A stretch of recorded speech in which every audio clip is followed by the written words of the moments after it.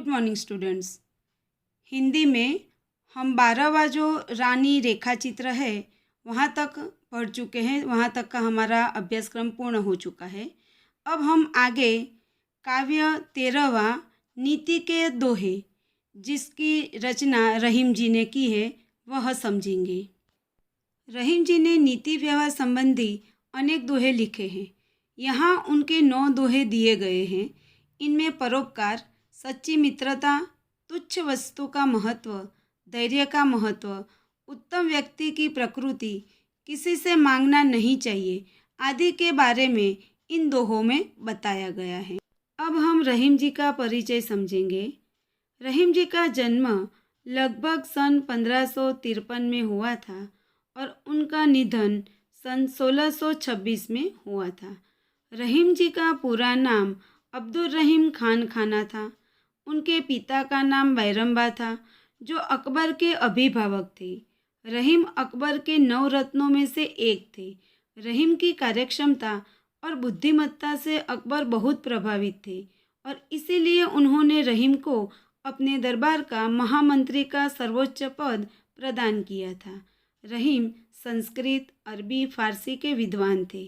दानी के रूप में बहुत सुविख्यात थे। जीवन के व्यावहारिक अनुभवों को उन्होंने अपनी सच्चाई में व्यक्त किया है।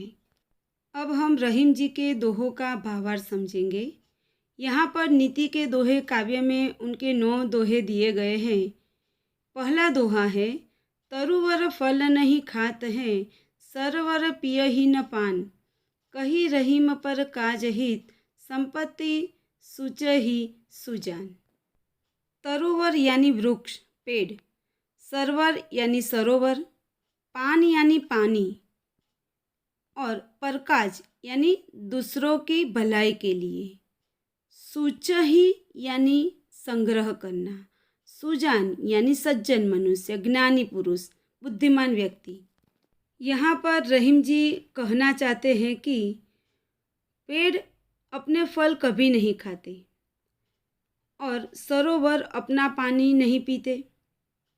वृक्ष अपने फल नहीं खाते और सरोवर अपना पानी स्वयं नहीं पीते। रहीम जी वृक्ष और सरोवर के उदाहरण द्वारा यह समझाना चाहते हैं कि ज्ञानी पुरुष जो बुद्धिमान व्यक्ति है वह अपनी जमा की गई धन संपत्ति का उपयोग केवल अपने लिए न करके दूसरों के हित के लिए, दूसरों की भलाई के लिए भी उस संपत्ति का उपयोग करते हैं। अर्थात सज्जन परोपकार के लिए ही धन का संग्रह करते हैं। इस दोहे में रहीम जी ने परोपकार का महत्व समझाया है। अब है दूसरा दोहा, कही रहीम संपत्ति सगे, बनत बहुत बहुरीत, विपत्ति कसौटी जे कसे, तेई साँचे मीत। इस दोहे के जो शब्द है उसका अर्थ पहले हम समझेंगे। सगे यानी अपने रिश्तेदार, संबंधी, बहु यानी बहुत, रीत यानी प्रकार, विपत्ति यानी संकट का समय, मुसीबत का समय, कसौटी यानी परीक्षा, तेई यानी वही, मित यानी मित्र। इस दोहे में रहीम जी कहते हैं कि जब मनुष्य के पास धन संपत्ति होती है तब लोग तरह तरह से किसी न प्रकार से उसके सगे बन जाते हैं, उससे संबंध रिश्ता रखने का प्रयत्न करते हैं, उससे रिश्ते जोड़ने का प्रयत्न करते हैं। लेकिन सच्चा मित्र तो वही है जो विपत्ति के समय, संकट के समय साथ देता है। इस दोहे के माध्यम से रहीम जी कहना चाहते हैं कि विपत्ति में ही सच्चे मित्र की पहचान होती है। जो सच्चा मित्र होता है वह कठिन समय में भी हमारा साथ देता है। तीसरा दोहा है, रहीम न देखी बड़े न को, लघु न दीजिए डारी, जहाँ काम आवे सुई, कहाँ करे तरवारी। पहले हम इसके शब्द के अर्थ समझेंगे। बड़े न यानी बड़ों को, लघु यानी छोटा, डारी यानी छोड़ना, त्याग देना, कहा यानी क्या और तरवारी यानी तलवार। तो इस दोहे में रहीम जी कहते हैं कि बड़ों को देखकर छोटों की उपेक्षा नहीं करनी चाहिए। जहाँ पर सुई काम आती है वहाँ पर तलवार किसी काम की नहीं है। अर्थात जो काम सुई कर सकती है वह काम तलवार बड़ी होने के बावजूद भी नहीं कर सकती। यहाँ पर रहीम जी सुई और तलवार के उदाहरण द्वारा कहना चाहते हैं कि छोटी और बड़ी सभी चीज़ों का अपना अपना महत्व होता है।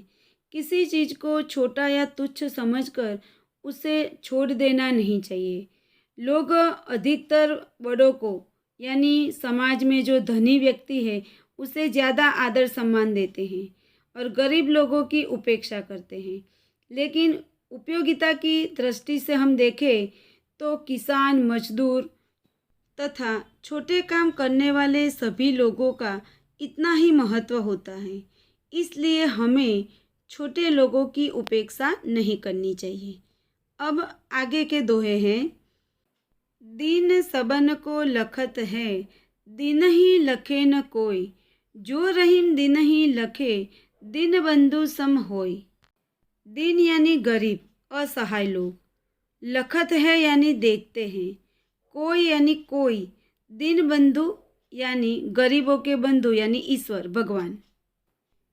इस दोहे में रहीम जी कहते हैं कि जो गरीब लोग हैं, जो असहाय पीड़ित लोग हैं, वह सबकी ओर इस आशा भरी दृष्टि से देखते हैं कि शायद उनकी ओर कोई देख ले और उनकी कोई सहायता करे, मदद करे। पर उनकी ओर कोई देखता नहीं है, न उनके प्रति कोई दया दृष्टि दिखाता है, न उनकी सहायता करने के लिए कोई तैयार होता है। जो असहाय और गरीबों के प्रति दया दृष्टि रखता है, जो उनकी सहायता करता है, जो उनकी परिस्थिति को समझकर उसे मदद करने का प्रयत्न करता है, वह सचमुच भगवान के समान होता है। दीन बंधु यानी भगवान का एक नाम है, गरीबों की सहायता करने वाला। जो व्यक्ति गरीबों और अनाथों की या पीड़ितों की मदद करता है उसे दीन बंधु यानी ईश्वर के समान बताया गया है। आगे का दोहा है। खीरा को मुँह काट के मलियत नौन लगाए, रहीमन करुए मुखन की, चाहिए यही सजाए। खीरा यानी ककड़ी, मलियत यानी मलत है, नौन यानी नमक, करुए यानी कड़वा, सजा यानी सजा। यहाँ पर रहीम जी कहते हैं कि ककड़ी खाने से पहले उसका ऊपर का भाग काटकर अलग कर देते हैं, फिर उसके कटे हुए भाग पर नमक लगाकर लोग खाते हैं। रहीम जी कहते हैं कि कड़वे मुख वाले लोगों को भी यही सज़ा मिलनी चाहिए, यही अपराध का उनका दंड होना चाहिए। इस दोहे में रहीम ने कड़वे वचन बोलने वाली की स्थिति का वर्णन किया है। ककड़ी के फल में कड़वापन होता है। कुछ लोगों की जबान भी ऐसी कड़वी होती है। वे हमेशा ऐसी कटुवाणी बोलते हैं और बोलते समय यह नहीं सोचते कि सामने वाले जो सुनने वाले लोग हैं उन्हें कितनी चोट पहुंचती होगी, उसे कितना दुख होता होगा। ऐसे लोगों का मुंह ककड़ी के मुंह के समान होता है। कटुवाणी बोलकर दूसरे लोगों के दिल को दुख पहुंचाना एक अपराध है। इसलिए ककड़ी का मुंह काटकर उस पर नमक लगाने की जैसी सज़ा कटुवाणी बोलने वाले लोगों को देनी चाहिए। आगे का दोहा है। जो रहीम उत्तम प्रकृति, का करी सकत कुसंग, चंदन विश्व व्यापत नहीं, लपटे रहत भुजंग। उत्तम यानी श्रेष्ठ, का करी सकत यानी कुछ न कर सकना, कुसंग यानी बुरे लोगों की संगति करना, भुजंग यानी सर्प। इस दोहे में रहीम जी कहते हैं कि उत्तम स्वभाव वाले लोग बुरी संगति में रहे तो भी उनका अपना स्वभाव नहीं छोड़ते, उन बुरे संगति का प्रभाव उन पर नहीं होता। ठीक उसी प्रकार कि जैसे भयंकर विष वाले सांप चंदन के पेड़ से लिपटे रहते हैं, परंतु चंदन में उनका विष फैलता नहीं है। चंदन के वृक्ष की विशेषता है शीतलता प्रदान करना। चंदन के पेड़ पर सांप लिपटे रहते हैं, इसके बावजूद भी चंदन का पेड़ सांपों के विष से प्रभावित नहीं होता। सांपों के साथ रहकर वह अपनी जो शीतलता है, जो अपना अच्छा स्वभाव है, वह छोड़ता नहीं है। इसी प्रकार उत्तम स्वभाव वाला व्यक्ति भी बुरी संगति के बीच में रहकर भी उससे प्रभावित नहीं होता। वह अपने अच्छे गुणों को कभी नहीं छोड़ता। अर्थात उत्तम प्रकृति का यह लक्षण है कि वह बुराई के बीच रहकर भी कभी अपनी अच्छाई को नहीं छोड़ता। आगे का दोहा है, बिगड़ी बात बने नहीं, लाख करो किन कोई, रही मन बिगर दूध को, मथे न माखन होय। यहाँ पर रहीम जी कहते हैं कि किसी कारण से बात बिगड़ जाए तो उसे सुधारना बड़ा मुश्किल होता है। इसे समझाने के लिए यहाँ पर रहीम जी ने फटे हुए दूध का उदाहरण दिया है। फटे हुए दूध से जो दही जमाया जाता है उसमें से मक्खन बनने की शक्ति समाप्त हो जाती है। फिर उसे कितना भी मथा जाए, उसमें मक्खन निकालने के लिए कितना भी प्रयत्न किया जाए, लेकिन उसमें से मक्खन नहीं बनता। रहीम जी कहते हैं कि बिगड़ी हुई बात फटे हुए दूध के समान होती है। फिर उसे लाख सुधारने का प्रयत्न हम करें, फिर भी बिगड़ी हुई बात कभी नहीं सुधर पाती। आगे का दोहा है, रही मन विपदा भली, जो थोड़े दिन होय, हित अनहित या जगत में, जानी परत सब कोई। इस दोहे में रहीम जी कहते हैं कि विपत्ति थोड़े समय के लिए ही आती है, लेकिन अच्छी है, क्योंकि उस थोड़े से समय में ही हम अपने या पराये लोगों के बीच का जो भेद है वह समझ सकते हैं। अर्थात रहीम जी कहते हैं कि थोड़े समय के लिए आई विपत्ति बुरी नहीं है। विपत्ति के उस समय में हमें यह समझ में आ जाता है कि कौन हमारा हितकारी है और कौन अहितकारी। इस प्रकार थोड़े समय के लिए जो विपत्ति आती है वह हमें कष्ट देती है, दुख देती है, पर वह हमें अपने सच्चे हितैषियों का ज्ञान भी करा देती है। इस प्रकार थोड़े समय की विपदा हमारी आंखें खोल जाती है, इसलिए इसे बुरी नहीं मानना चाहिए। अंतिम दोहा है, रही मन वे नर मर चुके, जे कहूँ मांगन जाही, उनसे पहले वे मुए, जिन मुख निकसत नाही। यहाँ पर रहीम जी कहते हैं कि जो मनुष्य जीवित है फिर भी दूसरों के सामने हाथ फैलाता है, मांगने जाता है, वह मनुष्य जिंदा होने के बावजूद भी मरे हुए व्यक्ति के समान है।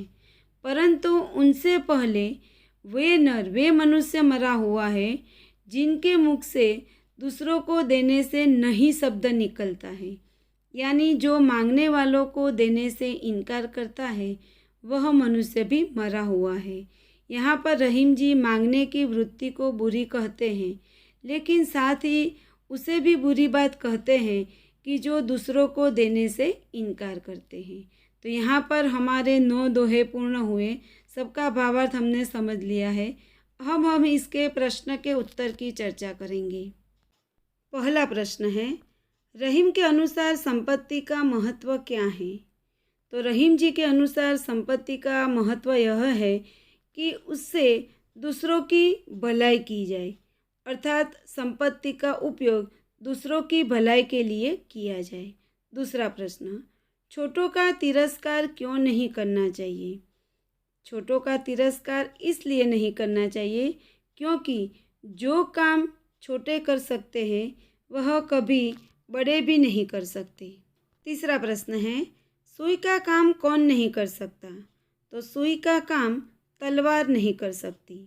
चौथा प्रश्न, उत्तम प्रकृति का क्या लक्षण है? उत्तम प्रकृति यानी स्वभाव, तो इसका यह लक्षण है कि वह बुराई के बीच रहकर भी अपना अच्छा स्वभाव नहीं छोड़ती।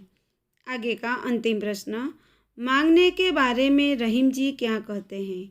तो रहीम जी कहते हैं कि जो मांगता है वह मरे हुए व्यक्ति के समान है, यानी मांगना मृत्यु के समान है।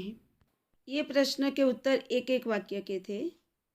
अब जो यहाँ 3 प्रश्न दिए हैं उसके सविस्तार उत्तर लिखने हैं। आपने जो भावार्थ समझा है उसके आधार पर ये 3 प्रश्न के उत्तर अपने आप लिखना है। इसके नीचे जो काव्य पंक्तियाँ दी गई है इसके भावार्थ को भी अपने CW में लिखना है। Thank you.